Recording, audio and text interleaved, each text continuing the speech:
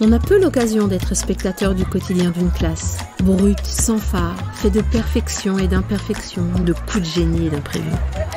Parce qu'on pense que le réel des classes est le meilleur terrain de réflexion et d'amélioration pour nos pratiques d'enseignement, nous vous ouvrons leurs portes. Nous vous invitons à découvrir ces outils pédagogiques afin qu'ils deviennent les vôtres. Bienvenue dans la saison 3 d'être prof, le podcast. Une série audio dans laquelle enseignantes et enseignants vous partagent leurs pratiques du quotidien, de la maternelle au lycée. Épisode 18. Se projeter en terminale. Comment appréhender le post-bac après les résultats de Parcoursup ? Dans sa classe de lycée à Thionville, Nathalie donne à ses élèves la possibilité d'exprimer leurs émotions face à leur avenir, grâce à un support très visuel. Le doute, l'appréhension, la joie sont identifiés, mis en mots et deviennent objets de conversation. Quitter le lycée, c'est un cap presque initiatique. Mais que de questions, de projections, d'émotions parfois paradoxales. Alors merci Nathalie de nous permettre d'assister à cette séance avec tes élèves dans laquelle ils osent dire et se projeter. Merci à vous. On va parler de leurs émotions. Tu leur proposes un visuel sur lequel ils vont se positionner. Donc, parlons un petit peu. Là, vous avez eu vos résultats Parcoursup. Donc là, c'est un mur, on va dire, avec des petits bonhommes. Chacun va dire sur quel bonhomme ça lui ressemble et pourquoi. Par rapport à votre avenir, à Parcoursup, à l'année prochaine. Est-ce que tu veux bien nous décrire ce visuel que tu leur proposes ? Donc c'est un visuel avec des petits bonhommes qui ont des postures différentes. Et donc par exemple il y a un bonhomme qui grimpe, il y a un bonhomme qui est en équilibre comme un funambule, il y a un autre bonhomme qui s'envole, il y en a un autre en haut d'une petite tour. En fait, et chaque bonhomme qui a une posture différente va symboliser finalement une émotion. Ces petits arbres à personnages dont on parle, on les trouve très facilement sur le net. Ça s'appelle Blob Tree ou encore Arbre de Wilson. Vous tapez ça dans votre moteur de recherche et vous allez trouver ça très très facilement. L'avantage de ces petits personnages, c'est qu'ils n'ont pas de genre, ils n'ont pas d'âge, ils n'ont pas de nationalité. Donc du coup, c'est très facile. On s'attache à trouver le personnage qui a l'attitude qui nous correspond et non pas la ressemblance qu'il y aurait avec nous. C'est un support pour parler, pour se positionner. Donc du coup, est-ce que tu peux nous présenter l'activité telle que tu leur proposes ? Je leur propose de trouver le ou les bonhommes, il peut y en avoir deux, qui se prêtent à leur futur, comment ils se sentent l'année prochaine, dans leurs études supérieures. En plus, on est pile pendant les phases de réponse de Parcoursup, donc vraiment comment ils se projettent dans le futur et voilà, quels bonhommes ils sont pour ce futur, quelles émotions ils ressentent pour l'avenir. Voilà, ils vont sortir du lycée, donc c'est parfois difficile de donner les impressions. Et ils vont utiliser ces bonhommes pour donner leurs impressions, leurs émotions face à leur futur, notamment dans l'enseignement supérieur. Ah bah moi je dirais celui qui fait le funambule. Funambule ici, ouais. Pourquoi ? Bah, au niveau des résultats, je suis un peu mitigé dans les deux, mais je m'accroche quoi, genre je suis entre le haut et le bas donc. Pour l'avoir utilisé régulièrement, ce petit support, c'est vrai qu'il est très vite. On se sent attiré par une posture, un petit bonhomme. Et plutôt que d'aller chercher en soi ce qu'on ressent et de le mettre en mots, ce petit visuel, on va le choisir et on va pouvoir dire, bah oui, je choisis ce petit bonhomme qui est en équilibre parce que c'est un peu la sensation que j'ai en ce moment. J'ai l'impression de marcher sur une corde raide et je ne sais pas trop de quel côté je vais tomber ou si je vais arriver de l'autre côté. Donc un chouette support pour parler de soi. Est-ce qu'ils sont habitués à parler de leurs émotions, tes élèves ? Parfois, j'utilise ce mur d'émotions pour commencer la semaine. Donc, est-ce qu'ils ont passé un bon week-end ? Donc, en début d'heure, je mets le mur et puis les élèves vont parler de leur week-end. Pas tous, parce qu'on n'a pas forcément le temps, mais voilà, ceux qui ont envie de parler qu'ils ont passé un bon week-end, voilà, leurs difficultés, le week-end là.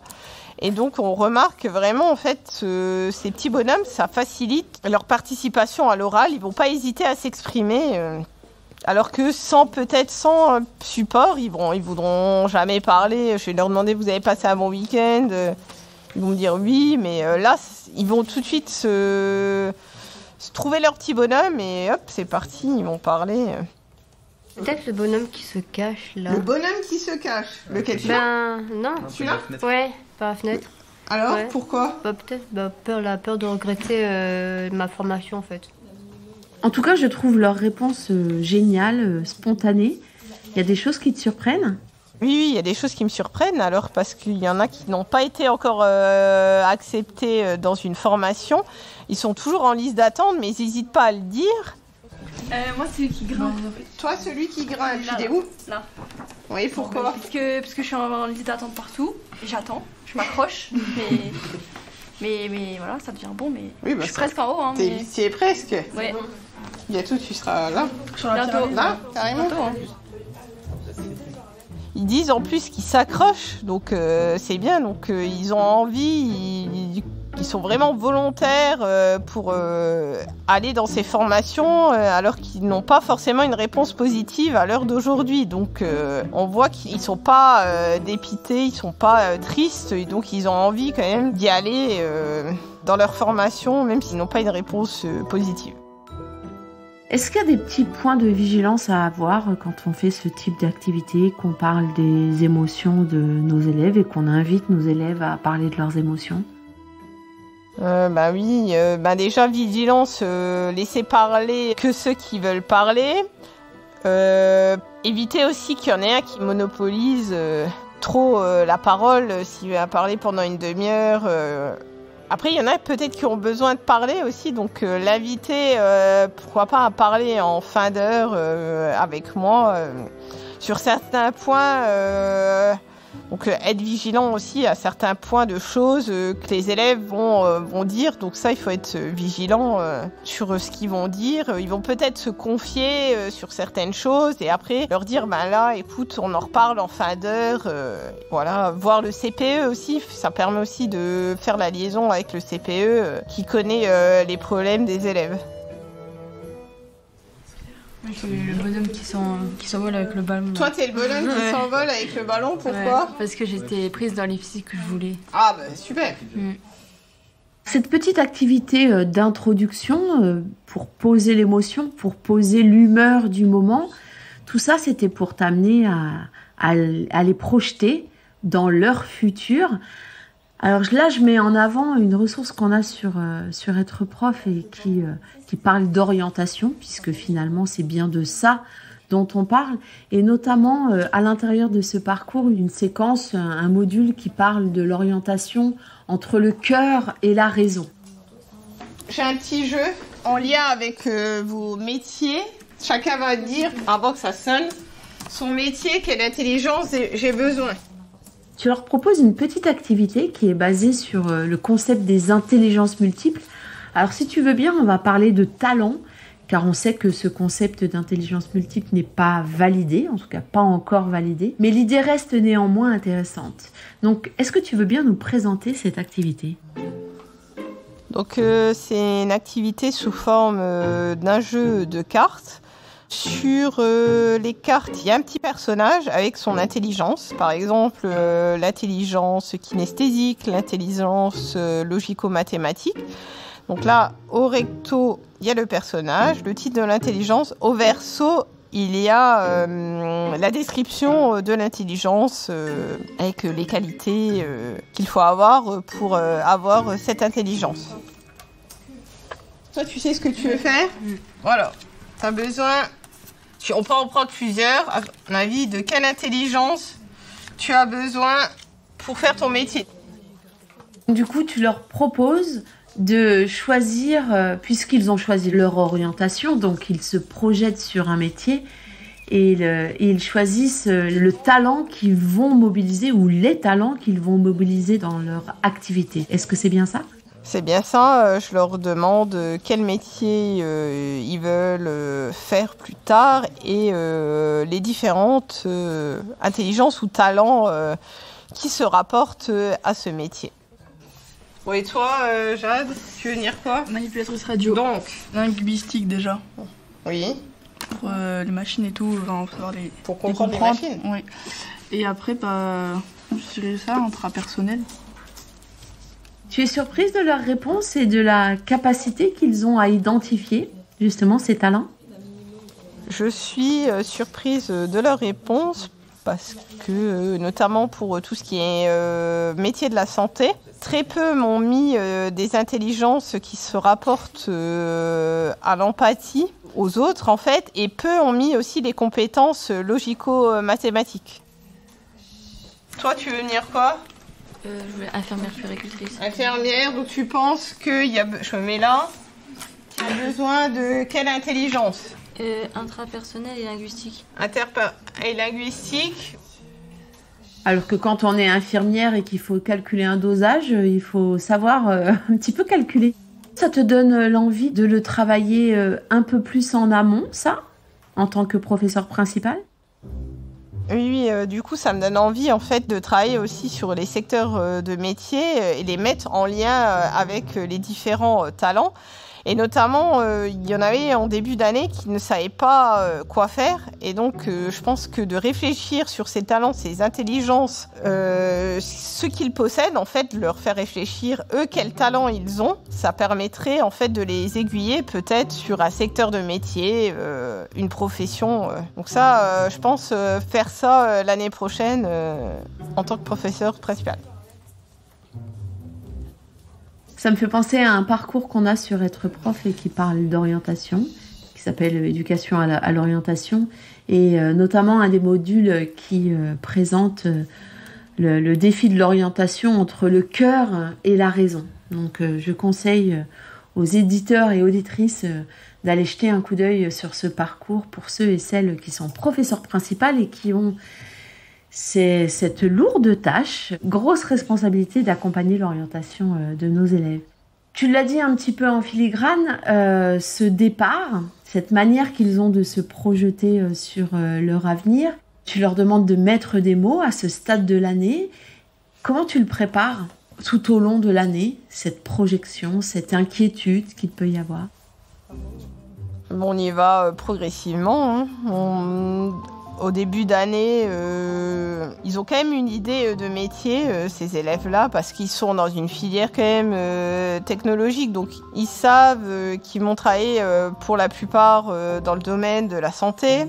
Donc après, je vais leur présenter des métiers parfois qu'ils ne connaissent pas, des formations qu'ils ne connaissent pas, et adapter aussi à leur niveau finalement scolaire, parce que il y en a beaucoup qui veulent faire fac de médecine, et même si on est bienveillant et tout ça, mais il faut quand même pas leurrer ces élèves où la fac de médecine semble compliquée. Donc on va leur proposer autre chose, toujours en lien finalement avec leur talent qu'ils possèdent.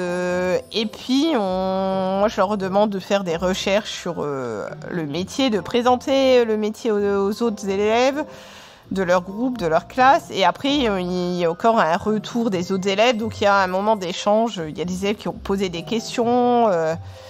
Voilà. Et il y a des élèves qui n'ont pas aussi d'idées. Donc voir les autres élèves présenter, ça va peut-être parfois leur donner des idées de métier. On fait aussi participer les élèves dans des petits événements où ils vont accueillir d'autres classes. Donc aussi, donc ces élèves notamment de l'ST2S, tout ce qui est dans le secteur sanitaire et social. Donc ça va aussi leur donner des idées de métier. Il y en a qui veulent maintenant travailler dans l'animation. Donc ça reste toujours travailler avec les autres. Donc toi, tu vas à l'IRTS, donc pour faire quoi ? Éducatrice. Donc tu as besoin de quelle intelligence ? Ouais, de celle-là. Donc intrapersonnel, interpersonnel. Celle-là. En fait, tout ce qui est genre dans la créativité. Dans la créativité, d'accord. Qu'est-ce qui te surprend le plus dans leurs réponses ou leurs inquiétudes, leurs projections? Tu apprends quoi de cette activité? Tu en as appris quoi en les écoutant? J'ai appris que déjà, ils veulent beaucoup travailler dans le secteur de la santé en devenant infirmier ou infirmière. Et en fait, j'ai remarqué qu'ils pensent plus à leur propre intelligence sur leur comportement, donc à leur intelligence intrapersonnelle, au lieu de penser aussi à l'intelligence interpersonnelle. Donc c'est ça, alors que quand même, dans tout ce qui est santé, il y a beaucoup d'échanges avec les autres, de l'empathie. Et aussi, ils ont lié les compétences, le talent logico-mathématique, notamment pour les infirmières qui doivent calculer les doses. Donc c'est quand même une intelligence importante et ils n'ont pas pensé pour la plupart. Alors moi, je sais pas vraiment, mais peut-être travailler plus tard en laboratoire. Ouais, donc être contrôleuse, contrôleur en laboratoire. Peut-être intelligence intrapersonnelle. Oui. Je pense. Je suis pas sûre, mais... Il n'y a pas de bonne ni de mauvaise réponse. Ouais. Et logico-mathématique. Ah, le fait d'analyser, d'observer et résoudre. Pour conclure sur cette projection dans le futur, tu les trouves plutôt confiants, plutôt inquiets? Bon, je les trouve quand même plutôt confiants dans leur futur métier. Ils ne se posent pas non plus trop de questions dans comment ça va se dérouler. Est-ce qu'ils auront besoin de telle compétence? Ils ne se posent pas tant de questions que ça, donc ils sont plutôt confiants quant à leur avenir. Et c'est tant mieux, c'est une bonne nouvelle. Bah oui, c'est tant mieux. Est-ce qu'il y aurait un animal qui pourrait représenter l'enseignante que tu es quand tu proposes ce type d'activité? Peut-être une girafe, où il pourrait grimper sur mon dos et mon cou pour trouver un métier, pour s'élever un peu dans le futur. Super. Et un petit conseil pour ceux et celles qui auraient envie de se lancer sur ce type d'activité pour aider leurs élèves à se projeter et recueillir leurs émotions sur cette projection? C'est pareil, trouver un support pour les faire parler de leurs émotions. Donc ça peut être le mur d'émotions, ce petit jeu autour des intelligences multiples. Après, on peut en trouver des supports sur les émotions, on en trouve plein. Les jeux aussi sur les métiers, on peut aussi les fabriquer. On n'est pas obligé d'acheter les jeux, on peut les fabriquer nous-mêmes. Merci beaucoup Nathalie pour cette dernière séance avec tes terminales. Merci à vous. C'était Être prof, le podcast. Une série audio animée par Nathalie Dreyfus, enregistrée par Yanis Dokuto, Théo Cancelli et Laurine Bonnefoy, montée par Jeanne-Marie Desnos, réalisée et mixée par Benjamin Masset et Yann Thierry et produite par l'Acme Productions. Si vous avez envie d'approfondir le sujet, retrouvez plus de ressources sur êtreprof.fr.